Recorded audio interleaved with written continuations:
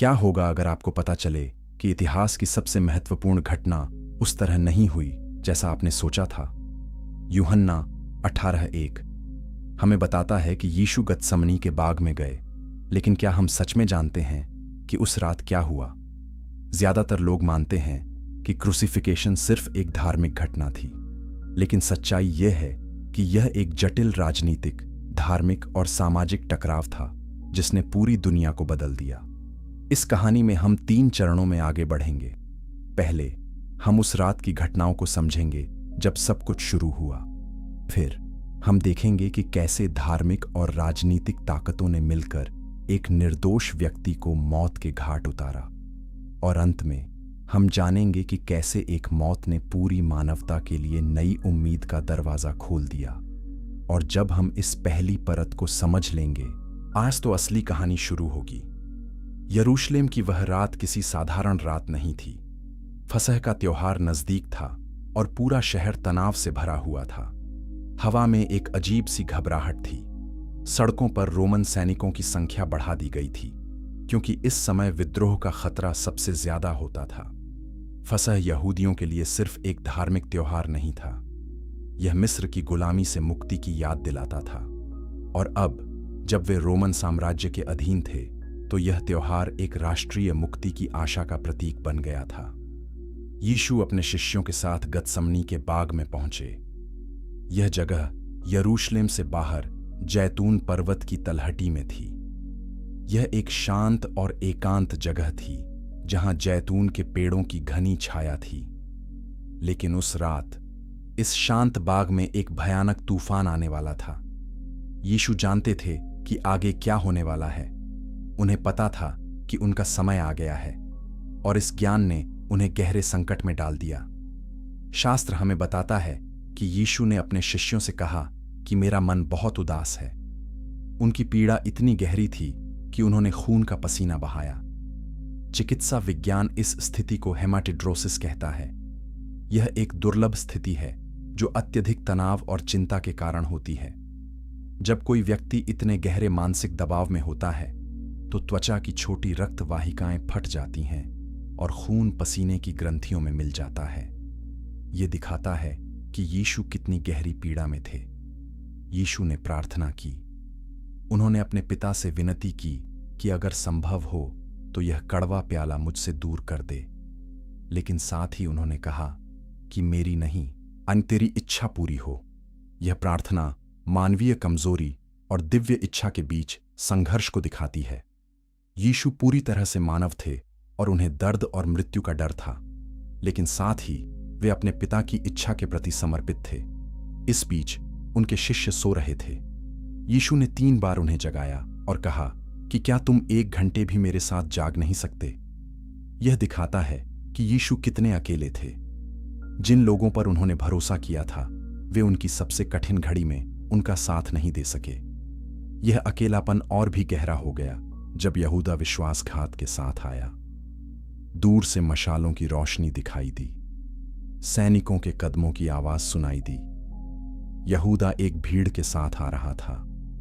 इस भीड़ में रोमन सैनिक, मंदिर के पहरेदार और धार्मिक नेताओं के सेवक थे। वे तलवारें और लाठियां लेकर आए थे, जैसे कि वे किसी खतरनाक अपराधी को पकड़ने आए हों। लेकिन यीशु ने कभी किसी को हानि नहीं पहुंचाई थी। उन्होंने केवल प्रेम और करुणा का संदेश दिया था। फिर भी वे एक खतरे के रूप में देखे जा रहे थे, क्योंकि उनका संदेश स्थापित व्यवस्था को चुनौती देता था। यहूदा ने यीशु को एक चुंबन के साथ पहचाना। यह संकेत पहले से तय किया गया था। एक चुंबन जो प्रेम और सम्मान का प्रतीक होना चाहिए था, विश्वासघात का साधन बन गया। यीशु ने यहूदा से कहा कि मित्र, जो तुझे करना है वह कर ले। इन शब्दों में कोई गुस्सा नहीं था, केवल गहरा दुख था।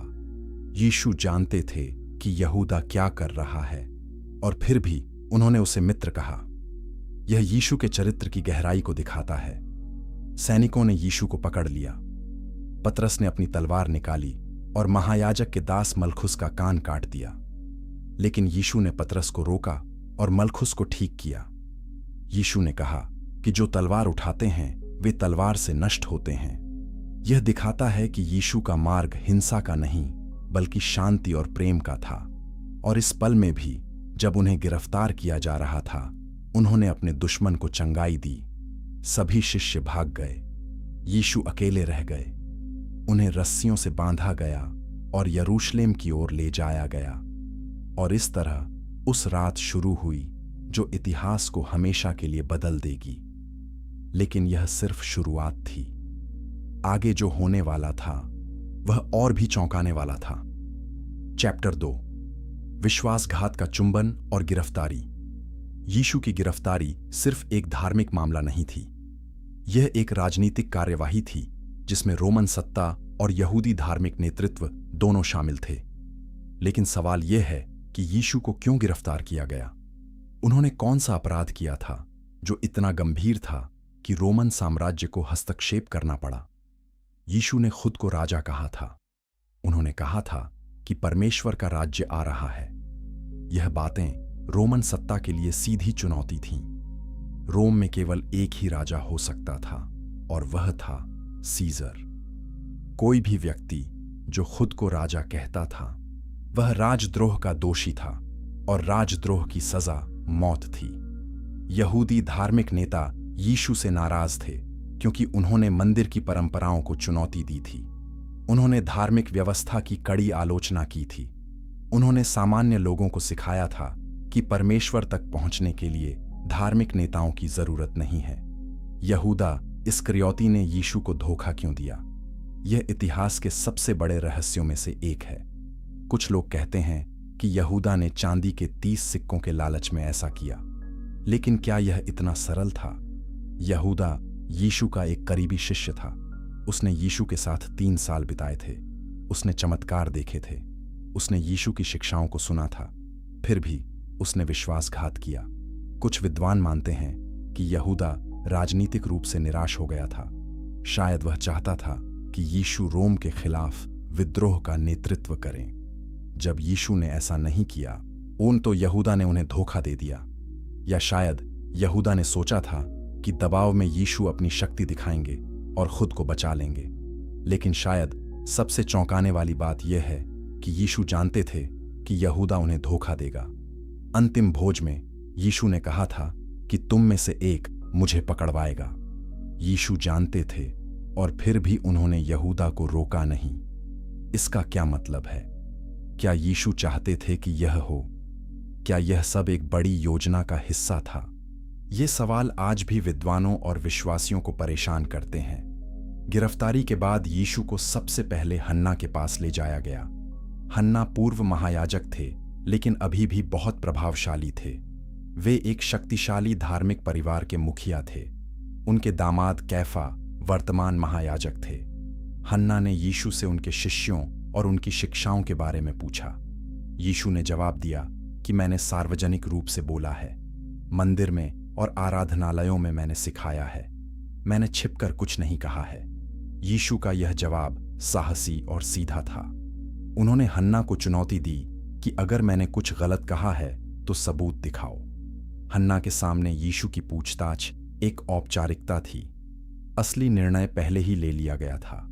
धार्मिक नेता यीशु से छुटकारा चाहते थे, लेकिन उन्हें एक ऐसा आरोप चाहिए था जो रोमन अधिकारियों को दिलचस्पी दे।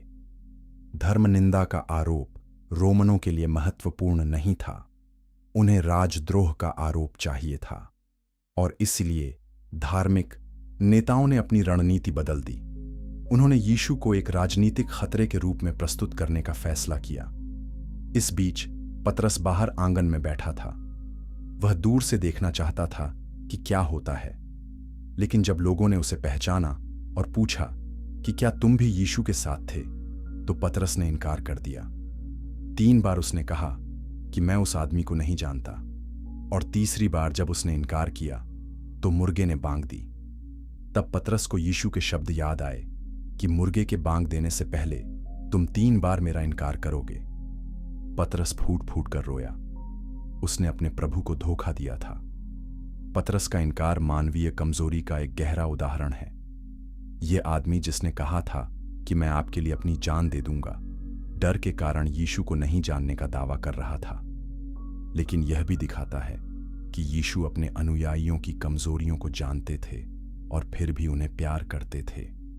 बाद में पतरस को माफ किया गया और वह प्रारंभिक चर्च का एक महान नेता बन गया।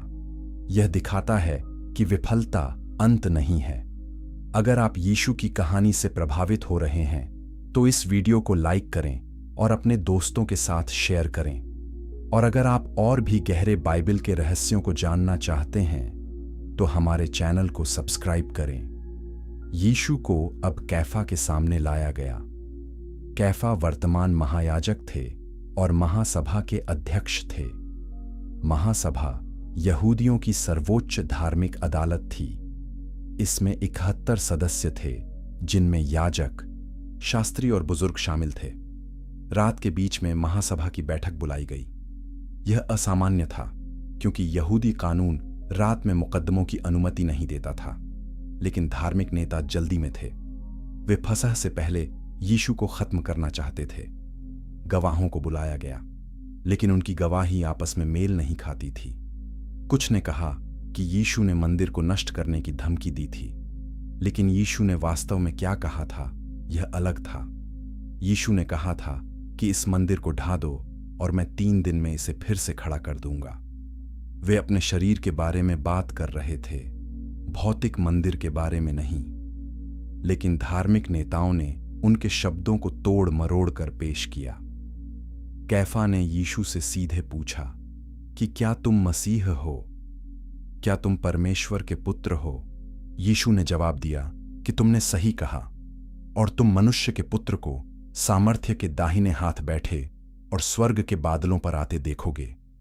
यह एक स्पष्ट दावा था। यीशु ने खुद को दिव्य घोषित किया। कैफा ने अपने कपड़े फाड़े और चिल्लाया कि इसने परमेश्वर की निंदा की है। अब हमें और गवाहों की क्या जरूरत है? नए महासभा ने सहमति जताई। यीशु मौत के योग्य थे, लेकिन एक समस्या थी।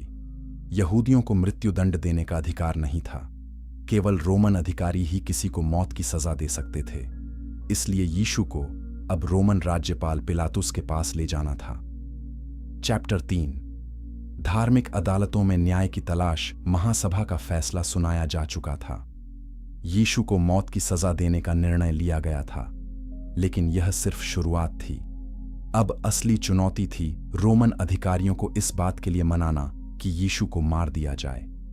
यहूदी धार्मिक नेता जानते थे कि रोमनों को धार्मिक मामलों में कोई दिलचस्पी नहीं थी, इसलिए उन्हें अपनी रणनीति बदलनी पड़ी। महासभा की बैठक में यीशु के साथ बुरा बर्ताव किया गया। सैनिकों ने उन पर थूका। उन्होंने यीशु की आंखें ढकीं और उन्हें मारा। फिर उन्होंने पूछा कि बता, किसने तुझे मारा? यह अपमान और क्रूरता का एक भयानक प्रदर्शन था। यीशु, जिन्होंने केवल प्रेम और करुणा का संदेश दिया था, अब घृणा और हिंसा का शिकार बन रहे थे। सुबह होते ही धार्मिक नेताओं ने यीशु को पिलातुस के महल में ले जाया। पोंतियुस पिलातुस यहूदिया का रोमन राज्यपाल था। वह कैसरिया में रहता था, लेकिन फसह के समय यरूशलेम आया था ताकि किसी भी विद्रोह को रोका जा सके। पिलातुस यहूदियों से नफरत करता था और यहूदी उससे नफरत करते थे। उसकी प्रतिष्ठा एक क्रूर और निर्दयी शासक की थी। धार्मिक नेता खुद महल के अंदर नहीं गए क्योंकि वे अशुद्ध नहीं होना चाहते थे। यह दिखाता है कि वे कैसे छोटी धार्मिक परंपराओं का पालन कर रहे थे, जबकि एक निर्दोष व्यक्ति की हत्या की योजना बना रहे थे। यह पाखंड का एक गहरा उदाहरण है। पिलातुस बाहर आया और पूछा कि तुम इस आदमी पर क्या आरोप लगाते हो? वो धार्मिक नेताओं ने कहा कि यह राष्ट्र को भड़का रहा है, यह लोगों को कर देने से मना कर रहा है और यह खुद को राजा कहता है। ये आरोप चालाकी से बनाए गए थे। धर्म निंदा का कोई उल्लेख नहीं था क्योंकि पिलातुस को इसमें कोई दिलचस्पी नहीं थी, लेकिन राजद्रोह और कर विरोध ऐसे आरोप थे जो रोमन सत्ता को चुनौती देते थे। यीशु ने वास्तव में कभी कर देने से मना नहीं किया था। उल्टा उन्होंने कहा था कि सीजर का जो है वह सीजर को दो, लेकिन धार्मिक नेता सच्चाई को तोड़ मरोड़ रहे थे। पिलातुस ने यीशु से पूछा कि क्या तुम यहूदियों के राजा हो? यीशु ने जवाब दिया कि तुमने कहा, लेकिन फिर उन्होंने समझाया कि मेरा राज्य इस संसार का नहीं है। अगर मेरा राज्य इस संसार का होता तो मेरे सेवक लड़ते। यीशु का यह जवाब गहरा था। वे कह रहे थे कि उनका राज्य आध्यात्मिक है, अन राजनीतिक नहीं। वे रोम के खिलाफ कोई विद्रोह नहीं कर रहे थे। वे एक अलग तरह के राज्य की बात कर रहे थे। पिलातुस को कोई दोष नहीं मिला। उसने धार्मिक नेताओं से कहा कि मुझे इस आदमी में कोई अपराध नहीं दिखता, लेकिन धार्मिक नेता दबाव बनाते रहे। उन्होंने कहा कि यह गलील से शुरू करके पूरे यहूदिया में लोगों को भड़का रहा है। जब पिलातुस ने सुना कि यीशु गलील से है तो उसे एक रास्ता दिखाई दिया। गलील हेरोदेस अंतिपास के अधिकार क्षेत्र में था और हेरोदेस उस समय यरूशलेम में था। पिलातुस ने यीशु को हेरोदेस के पास भेज दिया। क्या आप जानते हैं कि यीशु के मुकदमे में कितने राजनीतिक खेल चल रहे थे? पिलातुस और हेरोदेस दुश्मन थे, लेकिन यीशु के मामले ने उन्हें करीब ला दिया। कभी कभी एक साझा दुश्मन दो लोगों को दोस्त बना देता है, लेकिन इस मामले में यह साझा दुश्मन एक निर्दोष व्यक्ति था। हेरोदेस यीशु से मिलकर बहुत खुश हुआ। वह बहुत समय से यीशु को देखना चाहता था। उसने यीशु के बारे में बहुत कुछ सुना था। वह चाहता था कि यीशु उसके सामने कोई चमत्कार करे। हेरोदेस ने यीशु से बहुत सारे सवाल पूछे, लेकिन यीशु ने एक भी जवाब नहीं दिया। उनकी चुप्पी गहरी थी। वे जानते थे कि हेरोदेस सच्चाई में दिलचस्पी नहीं रखता था। वह केवल मनोरंजन चाहता था। धार्मिक नेता हेरोदेस के सामने भी यीशु पर जोर से आरोप लगाते रहे, लेकिन हेरोदेस को कोई आधार नहीं मिला। जब यीशु ने कोई चमत्कार नहीं दिखाया तो हेरोदेस निराश हो गया। उसने और उसके सैनिकों ने यीशु का मजाक उड़ाया। उन्होंने यीशु को शानदार कपड़े पहनाए और उन्हें वापस पिलातुस के पास भेज दिया। यह एक अपमान था। हेरोदेस कह रहा था कि यह आदमी कोई खतरा नहीं है, आए बस एक मजाक है। अब यीशु फिर से पिलातुस के सामने थे। पिलातुस ने धार्मिक नेताओं और भीड़ से कहा कि तुमने इस आदमी को राष्ट्र को भड़काने वाला कहकर मेरे पास लाया है।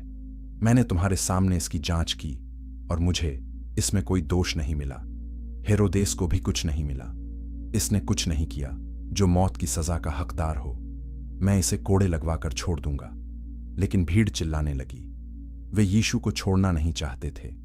पिलातुस एक राजनीतिक दुविधा में फंस गया था।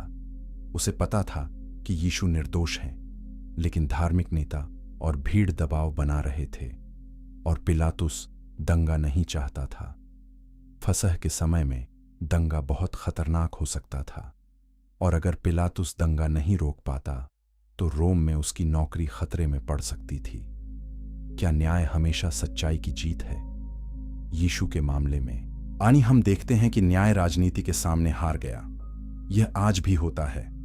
कभी कभी निर्दोष लोग सजा पाते हैं क्योंकि शक्तिशाली लोग ऐसा चाहते हैं। इस पर टिप्पणी में अपने विचार साझा करें। चैप्टर 4, पिलातुस की दुविधा और राजनीतिक खेल।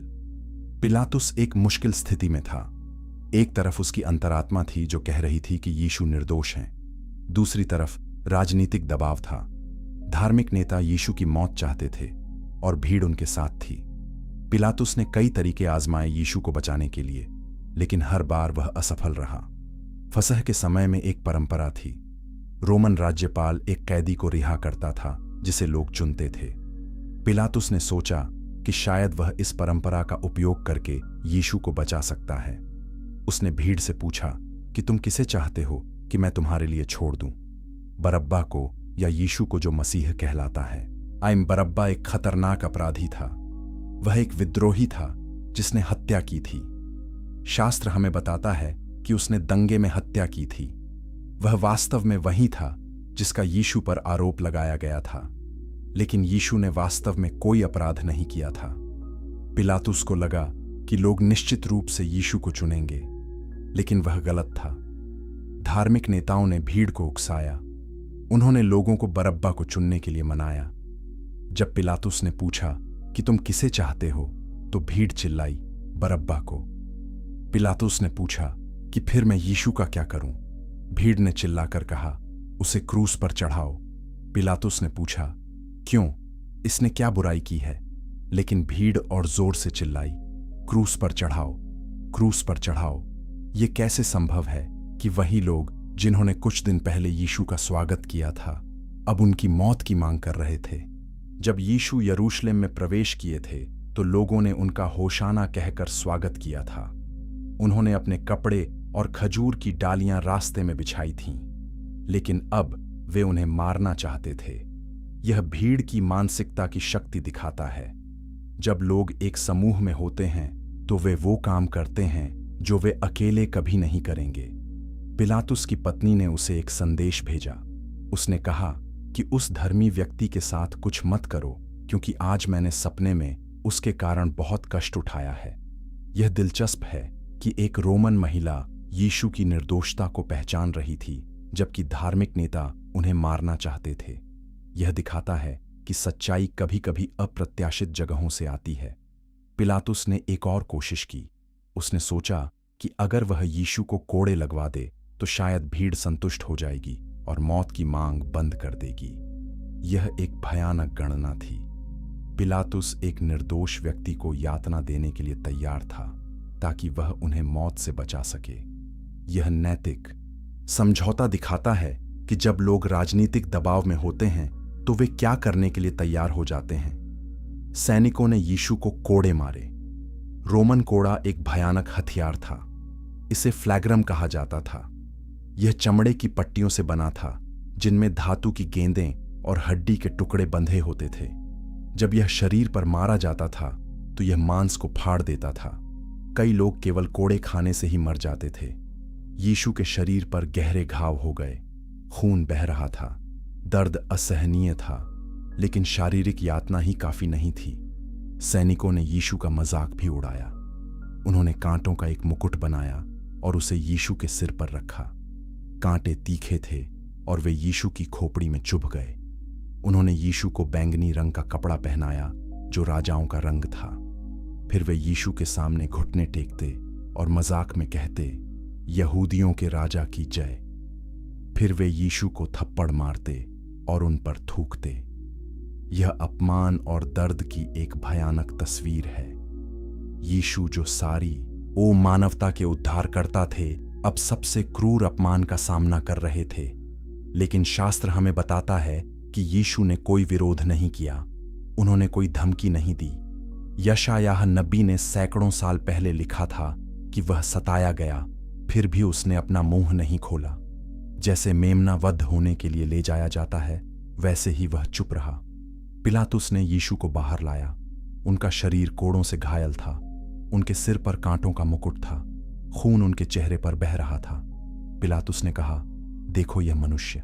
शायद उसने सोचा कि इस दयनीय हालत को देखकर भीड़ को दया आ जाएगी, लेकिन भीड़ में कोई दया नहीं थी। प्रधान याजकों और सेवकों ने फिर चिल्लाया, क्रूस पर चढ़ाओ, क्रूस पर चढ़ाओ। पिलातुस ने कहा, तुम इसे ले जाओ और क्रूस पर चढ़ाओ, क्योंकि मुझे इसमें कोई दोष नहीं मिलता। यहूदी नेताओं ने जवाब दिया, हमारे पास कानून है और उस कानून के अनुसार यह मरने के योग्य है, क्योंकि इसने अपने आप को परमेश्वर का पुत्र बनाया है। जब पिलातुस ने यह सुना तो वह और डर गया। उसने यीशु से पूछा, तुम कहां से हो? लेकिन यीशु ने कोई जवाब नहीं दिया। पिलातुस ने कहा, तुम मुझसे बात नहीं करते? क्या तुम नहीं जानते कि मुझे तुम्हें छोड़ने का अधिकार है और तुम्हें क्रूस पर चढ़ाने का भी अधिकार है? यीशु ने जवाब दिया, तुझे मेरे ऊपर कोई अधिकार नहीं होता यदि तुझे ऊपर से न दिया जाता। इसलिए जिसने मुझे तेरे हवाले किया है उसका पाप अधिक है। यह एक गहरा कथन था। यीशु कह रहे थे कि सारी सत्ता परमेश्वर से आती है और जो लोग यीशु को पकड़वा रहे थे उनका पाप पिलातुस से भी बड़ा था। इसके बाद पिलातुस ने यीशु को छोड़ने की और कोशिश की, लेकिन यहूदी नेताओं ने चिल्लाया कि अगर तुम इसे छोड़ते हो तो तुम सीजर के मित्र नहीं हो। जो कोई अपने आप को राजा बनाता है वह सीजर का विरोध करता है। यह एक राजनीतिक धमकी थी। यहूदी नेता पिलातुस को ब्लैकमेल कर रहे थे। वे कह रहे थे कि अगर तुमने यीशु को छोड़ा तो हम रोम को बताएंगे कि तुमने एक विद्रोही को बचाया। पिलातुस हार गया। उसने पानी लिया और भीड़ के सामने अपने हाथ धोए। उसने कहा, मैं इस धर्मी व्यक्ति के खून से निर्दोष हूं। तुम जानो। भीड़ ने जवाब दिया, उसका खून हम पर और हमारी संतानों पर हो। पिलातुस ने बरअब्बा को रिहा कर दिया। उसने यीशु को क्रूस पर चढ़ाने के लिए सौंप दिया। लेकिन क्या पिलातुस सच में निर्दोष था? उसने अपने हाथ धोए, लेकिन क्या इससे उसकी जिम्मेदारी खत्म हो गई? आए नहीं। पिलातुस ने एक निर्दोष व्यक्ति को मौत की सजा दी। वह जानता था कि यीशु निर्दोष है, फिर भी उसने राजनीतिक सुविधा को न्याय से ऊपर रखा। यह नैतिक कायरता का एक उदाहरण है। चैप्टर 5, कोड़ों की बारिश और मानवीय क्रूरता। यीशु को अब सैनिकों के हवाले कर दिया गया था। रोमन सैनिक अपनी क्रूरता के लिए जाने जाते थे। उन्हें यीशु को क्रूस पर चढ़ाने का आदेश मिला था, लेकिन पहले वे यीशु के साथ और यातना करना चाहते थे। सैनिकों ने पूरी पलटन को इकट्ठा किया। एक रोमन पलटन में करीब 600 सैनिक होते थे। उन्होंने यीशु को राज्यपाल के किले के आंगन में ले जाया। यहां वे यीशु का खुलकर मजाक उड़ाते रहे। उन्होंने यीशु के कपड़े उतारे और उन्हें फिर से बैंगनी रंग का कपड़ा पहनाया। कांटों के मुकुट को और गहराई से दबाया गया। फिर उन्होंने यीशु के हाथ में एक सरकंडा रखा, जो राजदंड की नकल था। वे यीशु के सामने घुटने टेकते और मजाक में कहते, हे यहूदियों के राजा नमस्कार। फिर वे सरकंडे से यीशु के सिर पर मारते, जिससे कांटे और गहरे चुभ जाते। यह सब क्यों हो रहा था?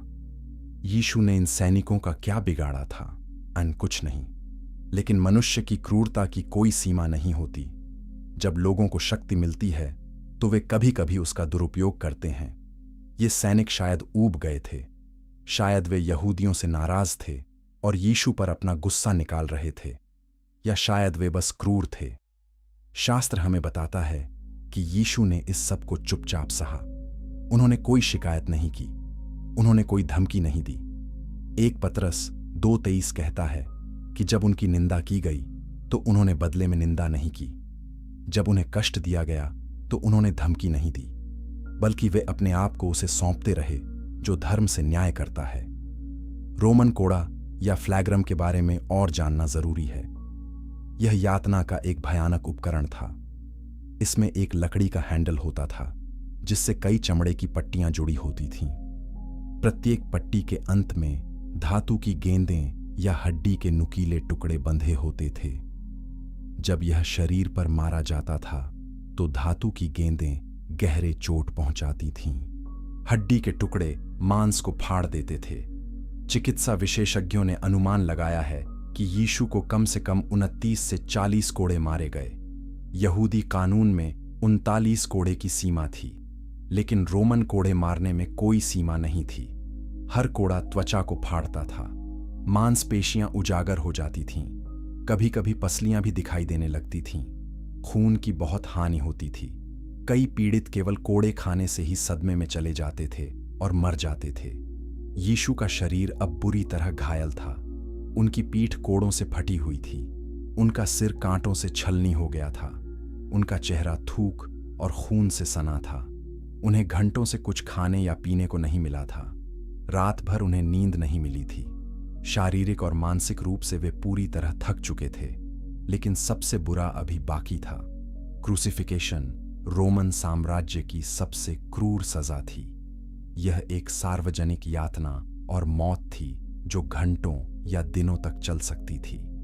इसे सबसे बुरे अपराधियों और विद्रोहियों के लिए आरक्षित रखा गया था। रोमन नागरिकों को कभी क्रूस पर नहीं चढ़ाया जाता था। यह सजा केवल गुलामों और विदेशियों के लिए थी।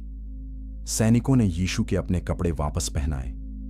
फिर उन्होंने क्रूस का बड़ा लकड़ी का बीम यीशु के कंधों पर रखा। यह बीम शायद 50 से 70 किलोग्राम का था। एक स्वस्थ व्यक्ति के लिए भी इसे उठाना मुश्किल होता, लेकिन यीशु का शरीर पहले ही कोड़ों से कमजोर हो चुका था। फिर भी उन्हें यह बोझ उठाकर शहर से बाहर निष्पादन स्थल तक चलना था। क्रूसिफिकेशन हमेशा शहर के बाहर होता था, लेकिन एक व्यस्त सड़क के पास, ताकि ज्यादा से ज्यादा लोग देख सकें। यह एक चेतावनी थी। रोम अपने दुश्मनों के साथ क्या करता है, यह सबको दिखाना था। सैनिकों ने एक पट्टिका तैयार की जिस पर यीशु का अपराध लिखा था। इसे यीशु के साथ ले जाया जाएगा और क्रूस पर लगाया जाएगा। पिलातुस ने लिखवाया था, यीशु नासरी, यहूदियों का राजा। यह हिब्रू, लैटिन और ग्रीक में लिखा गया था ताकि सभी पढ़ सकें। यरूशलेम की सड़कें भीड़ से भरी थीं। फसह के लिए लाखों तीर्थयात्री आए थे। जब यीशु क्रूस उठाकर चल रहे थे तो लोग उन्हें देखने के लिए रुक गए।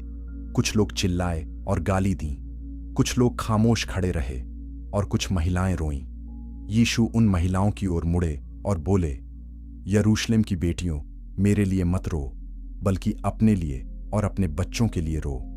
यह एक भविष्यवाणी थी। 40 साल बाद रोमन सेना यरूशलेम को नष्ट कर देगी। अगर आप इस गहरी बाइबल कहानी से प्रभावित हो रहे हैं तो कृपया इस वीडियो को लाइक करें और नीचे कमेंट में बताएं कि क्या आपने कभी सोचा था कि यीशु ने इतनी यातना सही। यीशु का शरीर टूट रहा था, क्रूस का वजन असहनीय था, कोड़ों के घाव से खून बह रहा था, कांटों का मुकुट हर कदम के साथ और गहरा चुभ रहा था। यीशु गिर पड़े। वे फिर से उठे और चलने लगे, लेकिन फिर गिर गए। सैनिकों को एहसास हुआ कि यीशु क्रूस को गोलगोथा तक नहीं ले जा पाएंगे। उन्हें किसी और की जरूरत थी। भीड़ में एक आदमी था जिसका नाम शमौन था। वह कुरेने से आया था जो उत्तरी अफ्रीका में था। वह शायद फसह मनाने के लिए यरूशलेम आया था। सैनिकों ने उसे पकड़ा और उसे मजबूर किया कि वह यीशु का क्रूस उठाए। शमौन ने क्या सोचा होगा? वह सिर्फ एक दर्शक था, लेकिन अचानक वह इस भयानक घटना का हिस्सा बन गया। परंपरा कहती है कि शमौन बाद में एक विश्वासी बन गया। उस दिन जब उसने यीशु का क्रूस उठाया तो उसकी जिंदगी हमेशा के लिए बदल गई। चैप्टर 6, क्रूस का बोझ और गोलगोथा की यात्रा। गोलगोथा की यात्रा लंबी और कठिन थी। शास्त्र हमें सटीक दूरी नहीं बताता, लेकिन यह शायद आधा किलोमीटर से ज्यादा था। यीशु के लिए हर कदम एक संघर्ष था। दर्द लगातार था, सांस लेना मुश्किल था, दिल तेजी से धड़क रहा था, शरीर सदमे में जा रहा था, लेकिन यीशु आगे बढ़ते रहे। गोलगोथा का मतलब है खोपड़ी का स्थान। यह शायद एक पहाड़ी थी जो खोपड़ी की तरह दिखती थी, या शायद यह उस स्थान का नाम था क्योंकि वहां बहुत से लोगों को मार दिया गया था। यह यरूशलेम के बाहर था, लेकिन शहर की दीवारों के पास। यह एक व्यस्त सड़क के किनारे था ताकि यात्री और तीर्थयात्री निष्पादन देख सकें। रोम चाहता था कि सबक सार्वजनिक हो। जब यीशु गोलगोथा पहुंचे तो सैनिकों ने उन्हें शराब और लोबान मिला हुआ पेय दिया। यह एक प्रकार का दर्द निवारक था। यह दर्द को कम करने में मदद करता था, लेकिन यीशु ने इसे पीने से मना कर दिया। वे पूरी तरह से होश में रहना चाहते थे। वे जानते थे कि उन्हें क्या करना है और वे इसे पूरी तरह से अनुभव करना चाहते थे। अब क्रूसिफिकेशन की प्रक्रिया शुरू होती है। सैनिकों ने यीशु के कपड़े उतारे। यह अपमान का एक और हिस्सा था। पीड़ितों को अक्सर नग्न क्रूस पर चढ़ाया जाता था। उनके कपड़ों को सैनिकों में बांट दिया जाता था। यीशु के कपड़ों के लिए सैनिकों ने चिट्ठी डाली। भजन संहिता 22:18 में सैकड़ों साल पहले यह भविष्यवाणी की गई थी कि वे मेरे वस्त्रों को आपस में बांटते हैं और मेरे पहरावे पर चिट्ठी डालते हैं। यीशु को जमीन पर लिटाया गया। क्रूस के क्षैतिज बीम को उनके कंधों के नीचे रखा गया। फिर सैनिकों ने यीशु के हाथों को बीम पर फैलाया और फिर सबसे भयानक पल आया।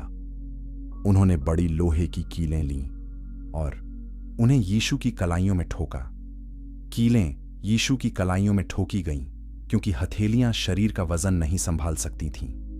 कीलें शायद मध्य तंत्रिका से होकर गुजरीं, जो हाथ की सबसे बड़ी तंत्रिका है। जब यह तंत्रिका क्षतिग्रस्त होती है तो यह अकल्पनीय दर्द पैदा करती है। यह दर्द बिजली के झटके की तरह पूरे हाथ में फैलता है और यह दर्द लगातार बना रहता है। फिर यीशु के पैरों को एक साथ रखा गया और एक लंबी कील को दोनों पैरों में ठोका गया। यह कील एड़ी की हड्डियों के बीच से गुजरी और क्रूस के ऊर्ध्वाधर बीम में गई। अब यीशु क्रूस से जुड़े थे। सैनिकों ने क्षैतिज बीम को उठाया जिस पर यीशु लटके थे। उन्होंने इसे ऊर्ध्वाधर बीम के शीर्ष पर रखा जो पहले से जमीन में गड़ा था। जब बीम को जगह पर गिराया गया तो झटका भयानक रहा होगा। यीशु का पूरा वजन कीलों पर आ गया। दर्द असहनीय था। यीशु अकेले क्रूस पर नहीं थे, 2 अन्य लोगों को भी उनके साथ क्रूस पर चढ़ाया गया। ये दोनों अपराधी और थे। शास्त्र उन्हें लुटेरे कहता है। एक यीशु के दाहिनी ओर था और एक बाईं ओर। यह भी एक भविष्यवाणी की पूर्ति थी। यशायाह 53:12 कहता है कि उसे अपराधियों के साथ गिना गया। पिलातुस द्वारा लिखी गई पट्टिका को यीशु के क्रूस के ऊपर लगाया गया। यीशु नासरी यहूदियों का राजा। यह 3 भाषाओं में लिखा था। यहूदी धार्मिक नेता इससे खुश नहीं थे। उन्होंने पिलातुस से कहा कि यह मत लिखो कि यह यहूदियों का राजा है, बल्कि यह लिखो कि इसने कहा था कि मैं यहूदियों का राजा हूं। लेकिन पिलातुस ने जवाब दिया, जो मैंने लिख दिया सो लिख दिया। यह पिलातुस का आखिरी प्रतिशोध था। यहूदी नेताओं ने उसे मजबूर किया कि वह यीशु को क्रूस पर चढ़ाए। अब वह उन्हें अपमानित कर रहा था। चैप्टर 7। क्रूसिफिकेशन की भयानक सच्चाई। क्रूस पर मौत धीमी और यातनापूर्ण थी। यह घंटों या कभी-कभी दिनों तक चल सकती थी। मौत का कारण आमतौर पर दम घुटना था। जब किसी व्यक्ति को क्रूस पर लटकाया जाता है तो उनका पूरा वजन उनकी अब बाहों पर होता है। यह छाती की मांसपेशियों को खींचता है, जिससे सांस लेना मुश्किल हो जाता है। सांस लेने के लिए पीड़ित को अपने पैरों पर जोर लगाकर खुद को ऊपर धकेलना पड़ता है, लेकिन पैरों में भी कीलें ठुकी होती हैं, इसलिए यह बेहद दर्दनाक होता है। पीड़ित खुद को ऊपर धकेलता है, सांस लेता है, फिर से नीचे गिरता है। यह चक्र बार बार दोहराया जाता है जब तक कि पीड़ित इतना कमजोर नहीं हो जाता कि वह खुद को ऊपर नहीं उठा सकता। तब दम घुटने से मौत हो जाती है। लेकिन दम घुटना ही एकमात्र समस्या नहीं थी। रक्त की हानि एक और बड़ी समस्या थी। कोड़ों और कीलों से बहुत खून बह चुका था। निर्जलीकरण भी एक समस्या थी। गर्मी और दर्द के कारण शरीर से पानी तेजी से निकल जाता है। सदमा एक और खतरा था। दर्द और तनाव इतना ज्यादा था कि शरीर सदमे में जा सकता था, और संक्रमण भी एक जोखिम था। घाव खुले थे और मक्खियां और अन्य कीड़े उन पर बैठते थे। यीशु क्रूस पर लटके थे और हर सांस एक संघर्ष थी। उनके हाथों और पैरों में दर्द लगातार था। उनकी पीठ क्रूस के खुरदरे लकड़ी से रगड़ खा रही थी, जिससे कोड़ों के घाव और खुल रहे थे। उनका सिर भारी था और कांटे लगातार चुभ रहे थे। उनका मुंह सूख गया था। उनकी जीभ सूज गई थी। प्यास असहनीय थी। लेकिन शारीरिक दर्द ही सब कुछ नहीं था। मानसिक और आध्यात्मिक पीड़ा भी गहरी थी। यीशु अपने अनुयायियों को देख सकते थे जो दूर खड़े थे। उन्होंने अपनी मां मरियम को देखा जो रो रही थी। यह एक मां के लिए कितना भयानक रहा होगा कि वह अपने बेटे को इस तरह मरते हुए देखे। यीशु ने यूहन्ना को देखा जो उनका प्रिय शिष्य था, और वहां कुछ अन्य महिलाएं भी थीं जो यीशु का अनुसरण करती थीं। भीड़ में से कुछ लोग यीशु का मजाक उड़ा रहे थे। वे चिल्लाते और सिर हिलाते थे। उन्होंने कहा, तुमने कहा था कि तुम मंदिर को 3 दिन में बना दोगे। अब अपने आप को बचाओ। अगर तुम परमेश्वर के पुत्र हो तो क्रूस से उतर आओ। प्रधान याजक और शास्त्री भी मजाक उड़ा रहे थे। उन्होंने कहा, इसने दूसरों को बचाया लेकिन खुद को नहीं बचा सकता। यह इस्राएल का राजा है। अब यह क्रूस से उतरे तो हम इस पर विश्वास करेंगे। इसने परमेश्वर पर भरोसा किया। अगर परमेश्वर इसे चाहता है तो अब इसे बचाए, क्योंकि इसने कहा था कि मैं परमेश्वर का पुत्र हूं। दोनों अपराधी जो यीशु के साथ क्रूस पर थे, शुरू में उनकी निंदा कर रहे थे, लेकिन फिर एक अपराधी बदल गया। उसने दूसरे अपराधी को डांटा और कहा, क्या तुम परमेश्वर से भी नहीं डरते? आए, हम दोनों एक ही सजा में हैं, और हम तो योग्य हैं क्योंकि हमने जो किया उसका फल पा रहे हैं। लेकिन इसने कुछ भी गलत नहीं किया। फिर उसने यीशु से कहा, प्रभु, जब तुम अपने राज्य में आओ तो मुझे याद रखना। यीशु ने उससे कहा, मैं तुमसे सच कहता हूं, आज ही तुम मेरे साथ स्वर्गलोक में होगे। यह एक अद्भुत पल था। एक अपराधी जो अपने जीवन के आखिरी पलों में था, उसने यीशु को पहचाना। उसने विश्वास किया और यीशु ने तुरंत उसे माफ कर दिया और उद्धार का वादा किया। यह दिखाता है कि उद्धार कभी भी संभव है, चाहे कोई व्यक्ति जीवन भर पापी रहा हो। अगर वह अंत में मसीह पर विश्वास करता है तो उसे माफी मिल सकती है। यीशु ने क्रूस से 7 वाक्य बोले। पहला वाक्य था, हे पिता, इन्हें क्षमा कर, क्योंकि ये नहीं जानते कि ये क्या कर रहे हैं। यह अविश्वसनीय है। यीशु जिन्हें सबसे बुरी यातना दी जा रही थी, वे अपने हत्यारों के लिए प्रार्थना कर रहे थे। वे माफी मांग रहे थे। यह यीशु के चरित्र का सार है। प्रेम, अनकरुणा, माफी। दूसरा वाक्य अपराधी से कहा गया था, आज ही तुम मेरे साथ स्वर्गलोक में होगे। तीसरा वाक्य यीशु ने अपनी मां और यूहन्ना से कहा। यीशु ने मरियम को देखा और फिर यूहन्ना को देखा। उन्होंने मरियम से कहा, हे नारी, देख, यह तेरा पुत्र। फिर उन्होंने यूहन्ना से कहा, देख, यह तेरी माता। उस घड़ी से यूहन्ना ने मरियम को अपने घर में ले लिया। यीशु अपनी मृत्यु के क्षणों में भी अपनी मां की देखभाल के बारे में सोच रहे थे। लगभग दोपहर से यीशु क्रूस पर थे। समय धीरे धीरे बीत रहा था।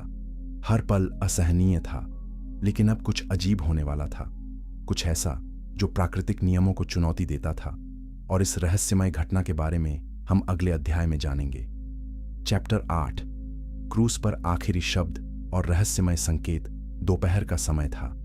सामान्य रूप से यह दिन का सबसे उजला समय होना चाहिए था, लेकिन जो हुआ वह सामान्य नहीं था। सूरज अचानक अंधेरा हो गया। पूरी धरती पर अंधकार छा गया। यह अंधकार 3 घंटे तक रहा, दोपहर से लेकर तीसरे पहर तक। यह कोई सामान्य बादल नहीं था। यह कोई ग्रहण नहीं था, क्योंकि फसह पूर्णिमा के समय होता है और चंद्र ग्रहण पूर्णिमा पर नहीं हो सकता। यह एक अलौकिक घटना थी। यह अंधकार क्या दर्शाता था? ये कुछ विद्वान कहते हैं कि यह परमेश्वर का न्याय था। यीशु पूरी मानवता के पापों को अपने ऊपर ले रहे थे। पाप और बुराई का भार इतना भारी था कि प्रकृति ने प्रतिक्रिया दी। अंधकार बुराई का प्रतीक है। जब यीशु पाप को उठा रहे थे तो सूरज ने अपना प्रकाश छिपा लिया। दूसरे विद्वान कहते हैं कि यह परमेश्वर का शोक था। सृष्टिकर्ता अपनी रचना को देख रहा था कि वे उसके पुत्र को मार रहे हैं, और प्रकृति ने इस भयानक घटना पर शोक व्यक्त किया। इस अंधकार के दौरान यीशु ने अपना चौथा वाक्य बोला, और यह सबसे रहस्यमय और दुखद वाक्य था। यीशु ने ऊंची आवाज में कहा, एली एली लमा शबक्तनी। इसका मतलब है, हे मेरे परमेश्वर, हे मेरे परमेश्वर, तूने मुझे क्यों छोड़ दिया। यह भजन संहिता 22:1 का उद्धरण है। लेकिन इसका अर्थ क्या है? यीशु परमेश्वर के पुत्र थे। वे हमेशा पिता के साथ एकता में थे। लेकिन इस पल में जब यीशु सारे संसार के पापों को उठा रहे थे, तो पिता का चेहरा उनसे छिपा हुआ था। परमेश्वर जो पवित्र है वह पाप को देख नहीं सकता, और जब यीशु पाप बन गए तो पिता से अलगाव हुआ। यह अलगाव शायद शारीरिक दर्द से भी ज्यादा कष्टदायक था। यीशु जो हमेशा पिता के साथ थे, अब अकेले थे। कुछ लोगों ने इस चिल्लाहट को सुना। उन्होंने गलतफहमी की। उन्होंने सोचा कि यीशु एलियाह नबी को बुला रहे हैं। उन्होंने कहा, रुको देखें, क्या एलियाह आकर इसे उतारता है? यहूदी परंपरा में एलियाह एक महान नबी थे जो स्वर्ग में उठा लिए गए थे। माना जाता था कि वे संकट के समय लोगों की मदद के लिए आते हैं। इस बीच यीशु की शारीरिक स्थिति बिगड़ती जा रही थी। खून की बहुत हानि हो चुकी थी। निर्जलीकरण गंभीर था। सदमा गहरा हो रहा था। यीशु जानते थे कि अंत करीब है। उन्होंने अपना 5वां वाक्य बोला, मैं प्यासा हूं। यह एक सरल लेकिन गहरा कथन था। यीशु पूरी तरह से मानव थे। उन्हें प्यास लगी थी। उनका शरीर पानी के लिए तरस रहा था। वहां एक बर्तन था जिसमें सिरका भरा था। रोमन सैनिक अक्सर यह सिरका पीते थे। किसी ने एक स्पंज लिया, उसे सिरके में भिगोया और जूफा नामक पौधे की डाली पर रखकर यीशु के मुंह तक पहुंचाया। यीशु ने सिरका चखा। यह भी एक भविष्यवाणी की पूर्ति थी। भजन संहिता 69:21 कहता है कि उन्होंने मुझे खाने के लिए विष दिया और मेरी प्यास में सिरका पिलाया। अब यीशु जानते थे कि सब कुछ पूरा हो गया है। सारी भविष्यवाणियां पूरी हो गई थीं। उनका मिशन पूरा हो गया था। उन्होंने अपना 6ठा वाक्य बोला, पूरा हुआ। यूनानी भाषा में यह एक शब्द है टेलेस्टाई। इसका मतलब है पूरा हुआ या भुगतान किया गया। जब किसी आरण का पूरा भुगतान हो जाता था तो इस शब्द का उपयोग किया जाता था। यीशु कह रहे थे कि पाप का आरण पूरी तरह से चुकाया गया है। मानवता का पाप का ऋण बहुत बड़ा था, कोई भी इंसान इसे चुका नहीं सकता था, लेकिन यीशु ने इसे चुका दिया। उनकी मृत्यु एक बलिदान थी जो सभी पापों को ढकने के लिए पर्याप्त थी। अतीत के सभी पाप, वर्तमान के सभी पाप और भविष्य के सभी पाप, सब कुछ यीशु के बलिदान से माफ किया जा सकता था। फिर यीशु ने अपना 7वां और अंतिम वाक्य बोला, हे पिता, मैं अपनी आत्मा तेरे हाथों में सौंपता हूं। यह भजन संहिता 31:5 का उद्धरण था। यीशु अपने जीवन को स्वेच्छा से दे रहे थे, कोई उनसे यह नहीं छीन रहा था, उन्होंने खुद इसे दिया। यूहन्ना 10:18 में यीशु ने कहा था, कोई इसे मुझसे छीनता नहीं, बल्कि मैं इसे आप ही देता हूं। मुझे इसे देने का अधिकार है। इन शब्दों के साथ यीशु ने अपना सिर झुकाया और प्राण त्याग दिए। परमेश्वर का पुत्र मर गया था। सृष्टिकर्ता ने अपनी रचना के हाथों मृत्यु का अनुभव किया था। यह इतिहास का सबसे महत्वपूर्ण क्षण था। और जैसे ही यीशु ने प्राण त्यागे, कई आश्चर्यजनक चीजें हुईं। भूकंप आया, चट्टानें फट गईं, कब्रें खुल गईं और कुछ संतों के शरीर जी उठे। यीशु के जी उठने के बाद वे कब्रों से बाहर आए और पवित्र शहर में गए और बहुत लोगों को दिखाई दिए।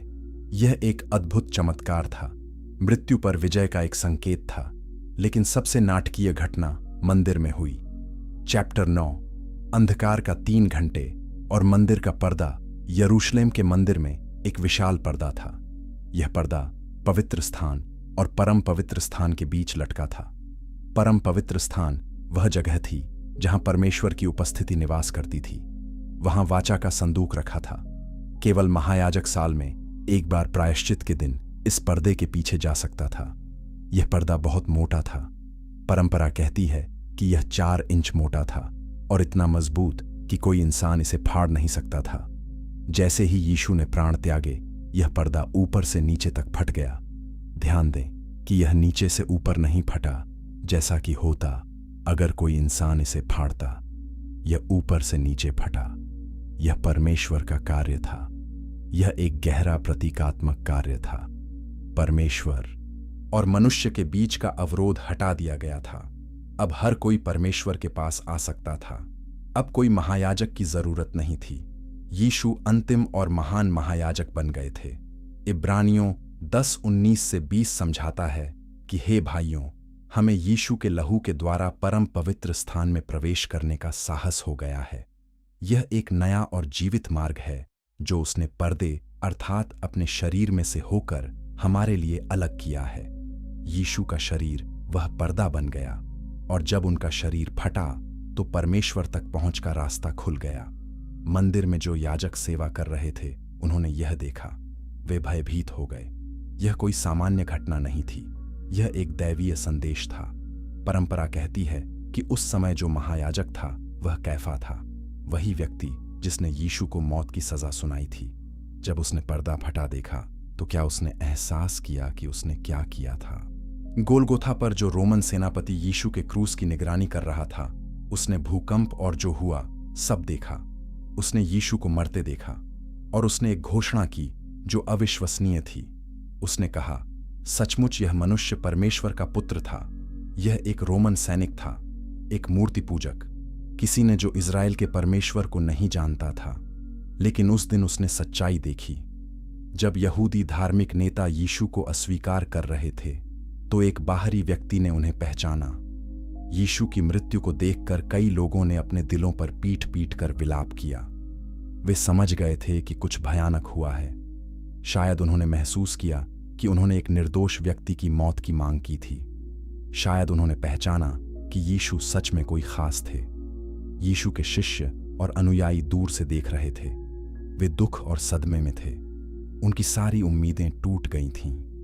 उन्होंने सोचा था कि यीशु मसीह हैं जो इस्राएल को बचाएंगे, लेकिन अब वे मर चुके थे। क्या सब कुछ बेकार था? क्या उन्होंने 3 साल बर्बाद कर दिए? वे नहीं जानते थे कि 3 दिन बाद क्या होने वाला है। वे नहीं जानते थे कि यह अंत नहीं बल्कि शुरुआत थी। अगर यह कहानी आपको छू रही है तो कृपया इसे अपने दोस्तों और परिवार के साथ साझा करें और हमारे चैनल को सब्सक्राइब करना न भूलें ताकि आप इस कहानी के अगले हिस्से को मिस न करें। यह शुक्रवार था। अगला दिन सब्त था और वह भी एक विशेष सब्त क्योंकि यह फसह के बाद आता था। यहूदी कानून के अनुसार शवों को सब्त पर क्रूस पर नहीं छोड़ा जा सकता था। इसलिए यहूदी नेताओं ने पिलातुस से विनती की कि शवों को उतार लिया जाए। रोमन सैनिकों को आदेश दिया गया कि वे क्रूस पर चढ़ाए गए लोगों की टांगें तोड़ दें। जब किसी व्यक्ति की टांगें तोड़ी जाती थीं तो वे खुद को ऊपर नहीं उठा सकते थे सांस लेने के लिए। इससे मौत जल्दी आ जाती थी। सैनिकों ने पहले एक अपराधी की टांगें तोड़ी, फिर दूसरे की। लेकिन जब वे यीशु के पास आए तो उन्होंने देखा कि वे पहले ही मर चुके थे। इसलिए उन्होंने यीशु की उन टांगें नहीं तोड़ीं। यह भी एक भविष्यवाणी की पूर्ति थी। निर्गमन 12:46 में फसह के मेमने के बारे में कहा गया था कि उसकी कोई हड्डी नहीं तोड़ी जाएगी। भजन संहिता 34:20 भी कहता है कि वह उसकी सब हड्डियों की रक्षा करता है, उनमें से एक भी टूटती नहीं। लेकिन यह सुनिश्चित करने के लिए कि यीशु मर चुके हैं, एक सैनिक ने अपने भाले से यीशु की बगल में छेद किया। तुरंत खून और पानी निकला। यह चिकित्सा रूप से महत्वपूर्ण है। जब खून और पानी अलग हो जाते हैं तो यह मौत का संकेत है। यह दिखाता है कि यीशु सच में मर चुके थे। यह भी एक भविष्यवाणी की पूर्ति थी। जकरयाह 12:10 कहता है कि वे उस पर दृष्टि करेंगे जिसे उन्होंने बेधा है। चैप्टर 10। मृत्यु के बाद की घटनाएं और शव की मांग। अब एक आदमी आगे आया जिसका नाम यूसुफ था। वह अरिमथिया नामक शहर से था। शास्त्र हमें बताता है कि यूसुफ एक धनी व्यक्ति था। वह महासभा का एक सदस्य भी था, लेकिन वह गुप्त रूप से यीशु का शिष्य था। उसे फरीसियों का डर था, इसलिए उसने अपने विश्वास को छिपाया था। लेकिन अब जब यीशु मर चुके थे तो यूसुफ को साहस मिला।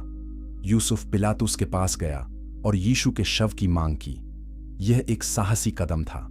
यह सार्वजनिक रूप से घोषणा करना था कि वह यीशु का अनुयायी है।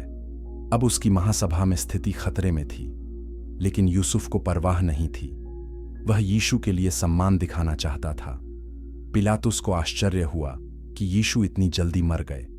आमतौर पर क्रूसिफिकेशन में कई दिन लगते थे। उसने सेनापति को बुलाकर पुष्टि की कि यीशु सच में मर चुके हैं। जब सेनापति ने पुष्टि की तो पिलातुस ने यूसुफ को शव देने की अनुमति दी। यूसुफ के साथ एक और आदमी था जिसका नाम निकुदेमुस था। यह वही निकुदेमुस था जो रात में यीशु से मिलने आया था, जैसा कि यूहन्ना 3 में बताया गया है। निकुदेमुस भी फरीसियों में से एक था और महासभा का सदस्य था। वह लगभग 35 किलोग्राम मुर और अगर लाया था। ये महंगे सुगंधित पदार्थ थे जो शव को तैयार करने के लिए उपयोग किए जाते थे। इतनी मात्रा दिखाती है कि निकुदेमुस यीशु को कितना सम्मान देना चाहता था। यह एक राजा के लिए उपयुक्त मात्रा थी। यूसुफ और निकुदेमुस ने यीशु के शरीर को क्रूस से उतारा। यह आसान नहीं रहा होगा। कीलों को बाहर निकालना पड़ा। शरीर भारी और कठोर हो चुका था। खून और घाव शरीर को भयानक बना रहे थे। लेकिन इन दोनों आदमियों ने प्रेम और सम्मान के साथ यह काम किया। उन्होंने यीशु के शरीर को सावधानी से नीचे उतारा।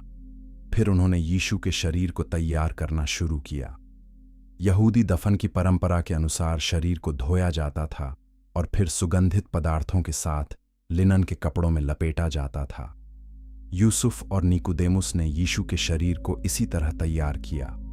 उन्होंने शरीर को साफ किया, फिर उन्होंने मुर और अगर को शरीर पर लगाया, फिर उन्होंने शरीर को सफेद लिनन के कपड़े में लपेटा।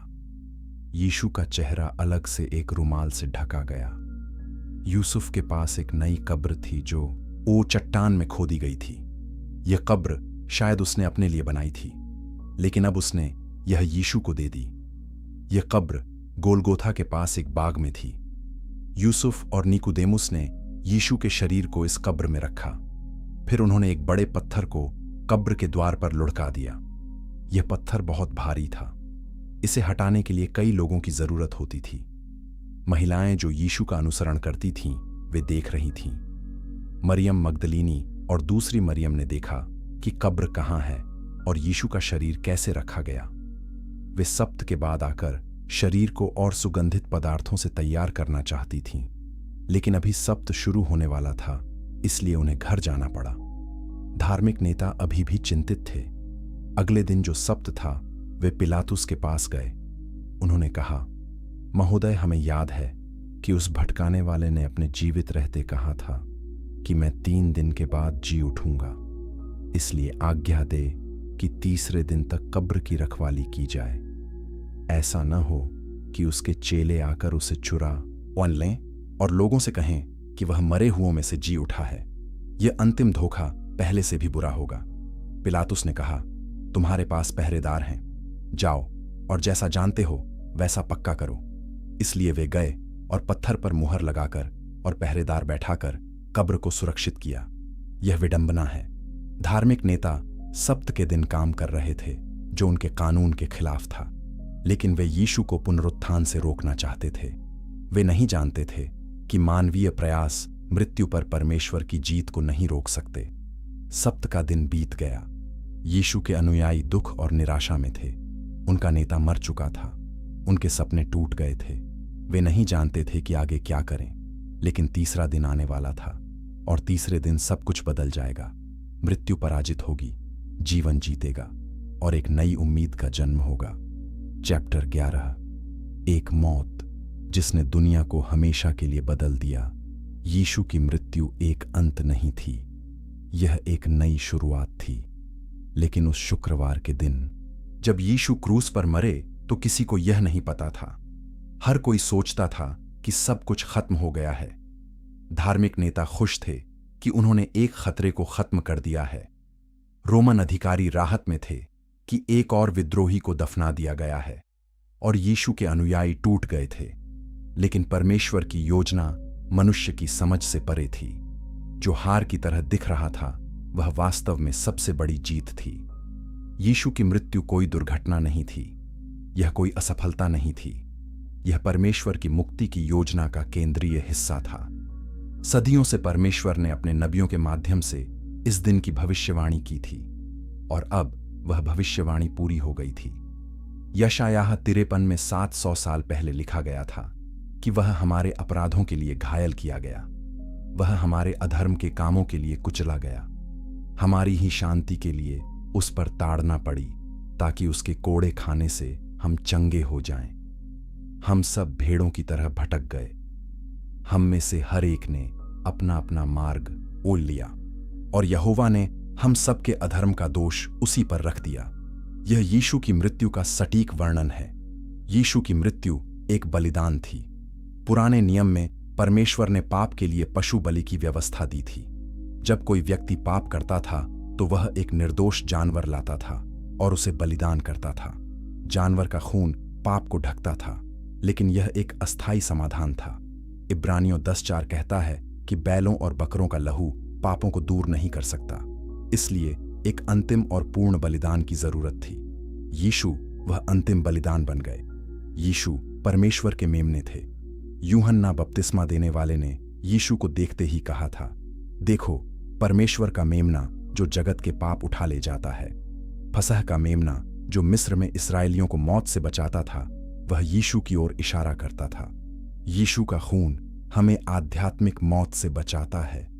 यीशु की मृत्यु परमेश्वर के न्याय और प्रेम दोनों को प्रकट करती है। न्याय इसलिए कि पाप की सजा दी जानी थी। परमेश्वर पवित्र है और वह पाप को नजरअंदाज नहीं कर सकता।